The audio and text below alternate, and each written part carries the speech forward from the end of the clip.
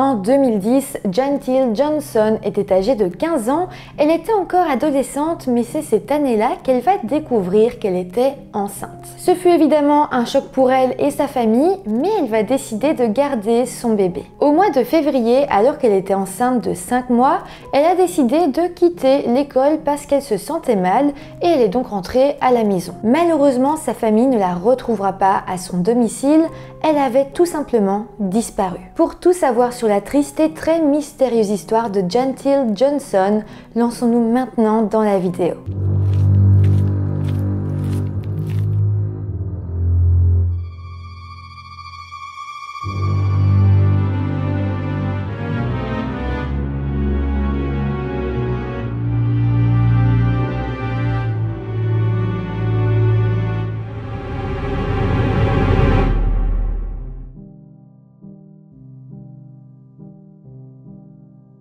Hello tout le monde, j'espère que vous allez bien. On se retrouve aujourd'hui avec une histoire qui est très peu connue. Je vais pas vous mentir, très souvent je cherche à partager sur ma chaîne des histoires qui n'ont pas forcément eu beaucoup de médiatisation et c'est vrai que parfois je recherche par exemple sur le site Medium ou sur d'autres sites encore des histoires qui pourraient être intéressantes. Et la dernière fois c'est vrai que j'avais un peu de mal à trouver des histoires non traitées sur YouTube. Je regardais divers articles, je trouvais pas, quand d'un coup j'ai vu une photo apparaître, la photo de Gentile, et immédiatement, quand j'ai vu qu'il s'agissait d'une femme racisée, une femme noire, eh bien je me suis dit que malheureusement, sans doute qu'on n'en avait que très peu parlé, et effectivement, je ne me suis pas trompée. C'est vraiment dingue, mais plus je fais ce métier, plus je me rends tellement compte à quel point on ne parle vraiment que très peu des personnes racisées qui ont disparu ou qui ont été assassinées.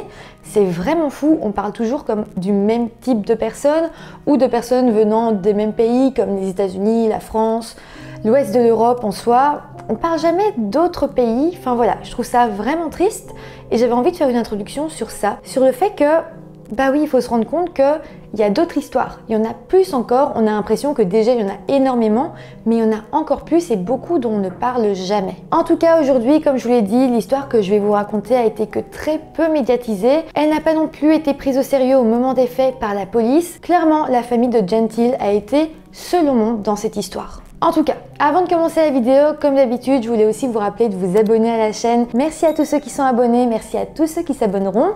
Et voilà, maintenant que tout ça est dit, eh bien lançons-nous dans cette triste affaire. Gentile Johnson est née le 8 septembre 1994 aux États-Unis, dans la ville de Newark, dans l'état du Delaware, mais proche des frontières du Maryland et de la Pennsylvanie. Elle vivait alors avec sa mère Kima, son père Prentice Senior, dans un appartement situé à Houghton Park. Lorsque Gentile était encore enfant, sa famille lui avait donné comme surnom Puff parce qu'elle avait les joues très potelées. Pour ce qui est de ses amis à l'école, il lui avait donné comme surnom Jay. À la maison, Gentile était vraiment très proche de son frère aîné qui s'appelait Prentice Jr., qui avait environ 2 ans de plus qu'elle, et de sa sœur Janelle qui avait 8 ans de plus qu'elle. En soi, elle a grandi dans une famille qui était très unie. Enfant, elle a été décrite comme une fille très douce, très sympathique. Elle n'a jamais vraiment posé de problème à ses parents.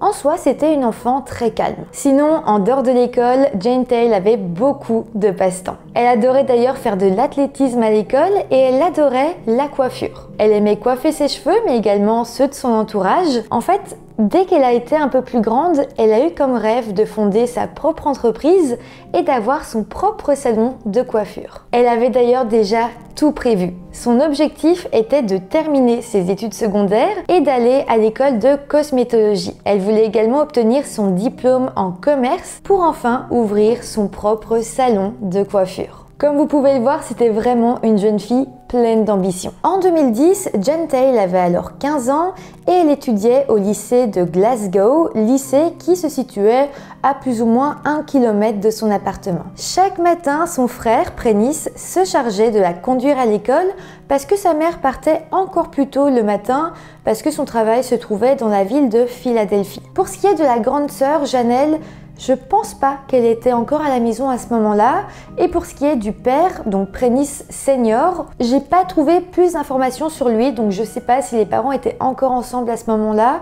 Je pense que oui, Mais voilà, on n'en parle pas beaucoup en soi. Mais donc pour en revenir à la mère de famille, elle travaillait donc à Philadelphie. Ça lui faisait faire 1 heure de route le matin, 1 heure de route le soir. C'était quand même beaucoup de trajet, mais c'était quelque chose de typique, j'ai pu voir, pour les gens qui habitaient à Newark, parce que Philadelphie, c'était comme la grande ville qui était pas si loin que ça non plus. En tout cas, comme vous pouvez le voir, la famille avait donc sa petite routine, tout allait bien, tout le monde était assez heureux. Mais là, à la fin de l'année 2009, il y a quand même quelque chose qui va venir un petit peu bousculer la vie de Gentile. À cette époque, elle avait eu des doutes et elle pensait être enceinte. Elle avait alors totalement paniqué et s'était confiée à Janelle, donc sa grande sœur qui avait 23 ans à ce moment-là et qui avait elle-même déjà des enfants. Janelle lui avait alors acheté des tests de grossesse et finalement, elle avait eu la confirmation qu'elle attendait bel et bien un bébé. Alors je précise quand même que le père, lui, ne semblait pas du tout être présent. En tout cas, à ce moment-là, Gentile et sa sœur ont été ensemble annoncer la nouvelle à leur mère, qui a été assez choquée,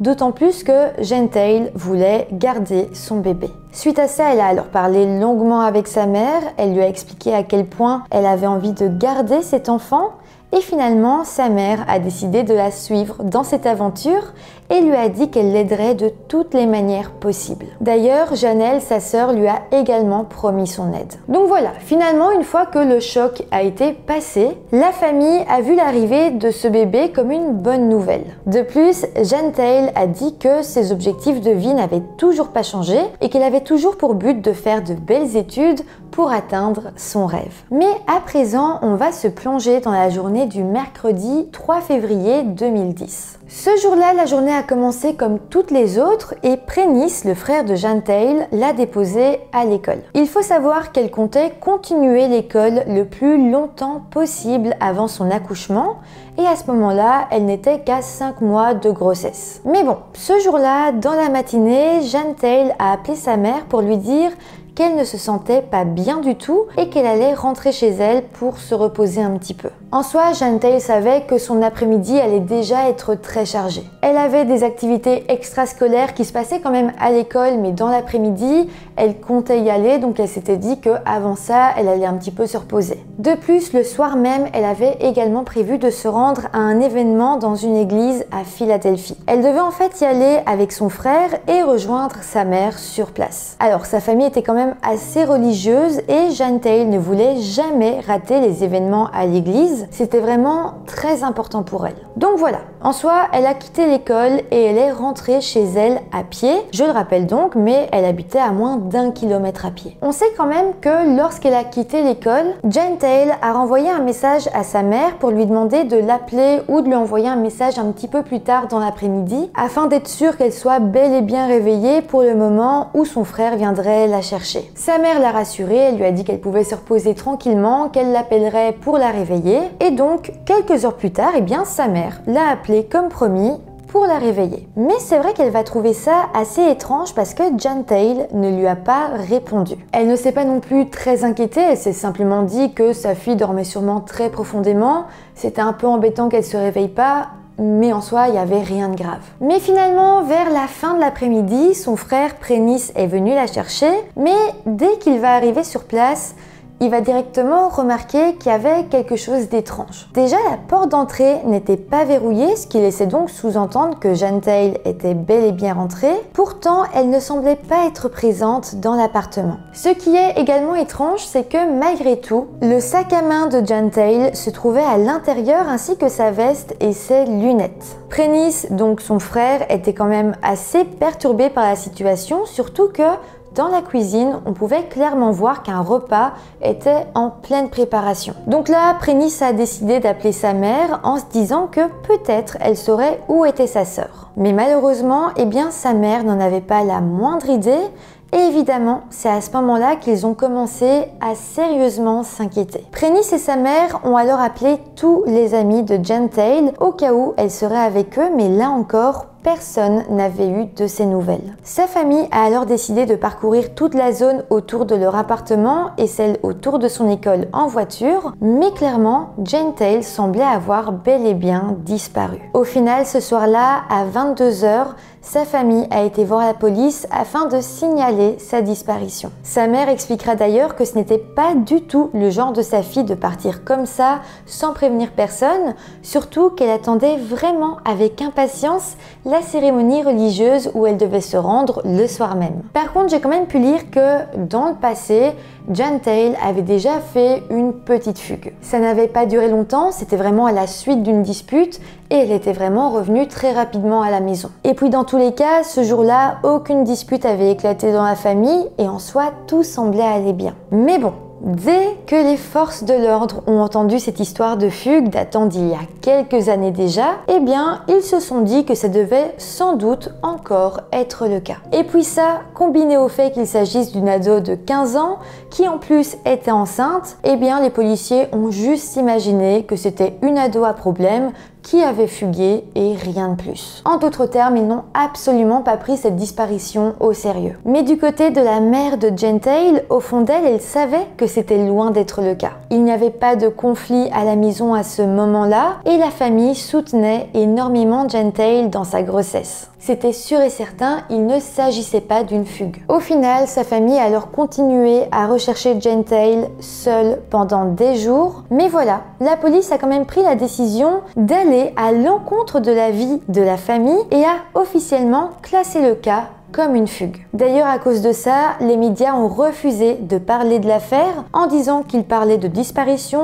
d'enlèvement, mais que les fugues ne les intéressaient pas. C'est super grave parce que dans une affaire de disparition, la médiatisation est tellement importante, c'est presque aussi important que l'enquête de la police. Médiatiser un cas, ça permet de trouver des témoins et aussi de sensibiliser les gens au cas où ils verraient Gentile pour pouvoir la reconnaître tout simplement. Mais bon, malheureusement ici, ce ne fut pas le cas. Donc voilà, en d'autres mots, autant la police que les médias ont totalement abandonné Gentile et sa famille. Clairement, j'ose même pas imaginer l'enfer et tout le désespoir qu'a dû subir la famille parce que ils ont perdu leur fille, ils savent pas où elle est, elle a disparu et personne ne leur vient en aide. Mais bon, ils ont trouvé en eux un maximum de force et ils ont décidé de ne pas se laisser abattre. Ils ont alors continué à faire pression sur les forces de l'ordre pour enfin qu'ils prennent des mesures adéquates, surtout que le fait que Gentile ne réapparaissait pas laissait quand même présager qu'il ne s'agissait réellement pas d'une fugue. Au final, quelques jours plus tard, la police a quand même décidé d'agir un petit peu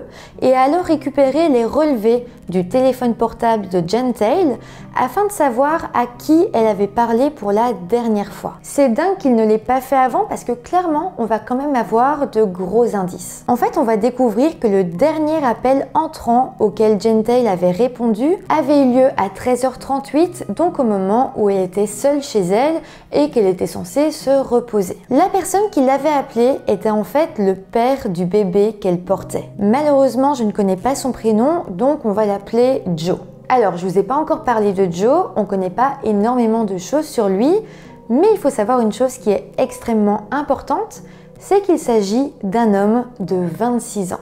Je trouve ça vraiment choquant qu'il soit le père du bébé de Gentile vu qu'elle n'avait que 15 ans. C'est juste complètement fou et en plus de ça, les médias le protègent, ils protègent son identité. Donc voilà, je ne sais même pas vous dire qui c'est. En tout cas, en plus d'avoir commis un délit du fait qu'il ait eu un rapport avec une mineure, il semblerait que Joe ait été la dernière personne connue à parler à Gentile. Plus étrange encore, la dernière fois que le téléphone de Gentile a sonné, ses données de géolocalisation montraient qu'elle n'était plus chez elle, mais qu'elle se trouvait dans le quartier où vivait la mère de Joe. C'est évidemment très étrange. Et donc suite à ça, la police a décidé d'interroger Joe, mais ils vont quand même très vite juger qu'il n'avait rien à voir dans l'affaire, et donc ils ne lui ont pas posé plus de questions que ça, et l'ont simplement laissé repartir sans aucun problème. Déjà, le fait que la police ne s'intéresse pas à cette affaire, c'est dingue, mais le fait qu'ils aient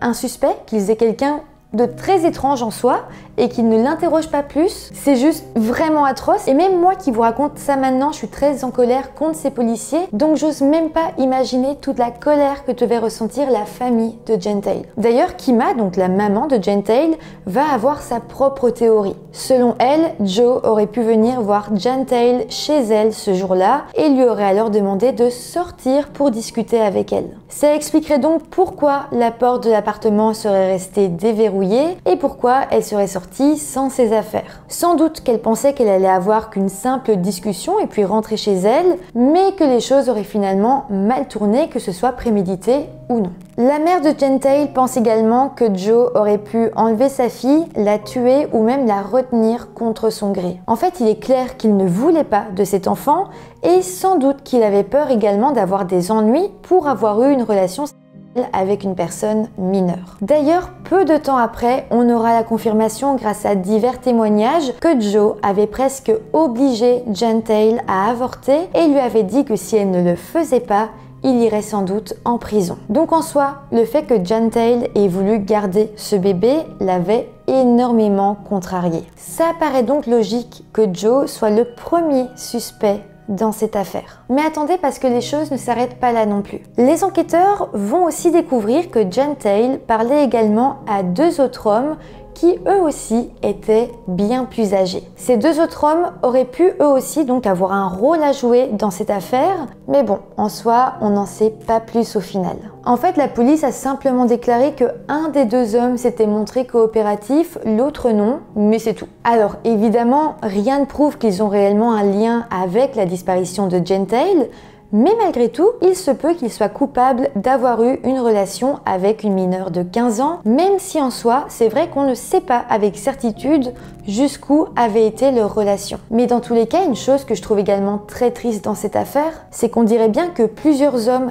adultes avaient comme repéré Gentile et lui tourné autour pour de mauvaises raisons. Je veux dire, ça a strictement aucun sens que des hommes de presque 30 ans aient envie d'avoir un rapport sexuel avec une fille de 15 ans seulement. Et moi, ça me rend vraiment triste de me dire que la pauvre a dû se faire manipuler à plusieurs reprises par ce genre d'homme pour qu'elle puisse elle-même trouver ça normal de les fréquenter. C'était une parenthèse, mais tout de même c'était important. Mais revenons-en à présent à l'enquête. Donc plusieurs jours après la disparition de Gentile, la police va retrouver des images de vidéosurveillance qui avaient filmé Gentile le jour de sa disparition. Les caméras se trouvaient dans une épicerie où elle était passée en quittant l'école juste avant de rentrer chez elle. Il était 12h38 quand elle a été filmée en train d'acheter un sac de bonbons à la caisse automatique. C'est donc environ 1 heure avant qu'elle ne reçoive un appel téléphonique du père de son bébé et qu'elle disparaisse. Alors c'est vrai que la vidéo ne nous donnait pas vraiment plus d'explications sur ce qui était arrivé à Gentile. Par contre, ça a permis aux autorités de se faire une idée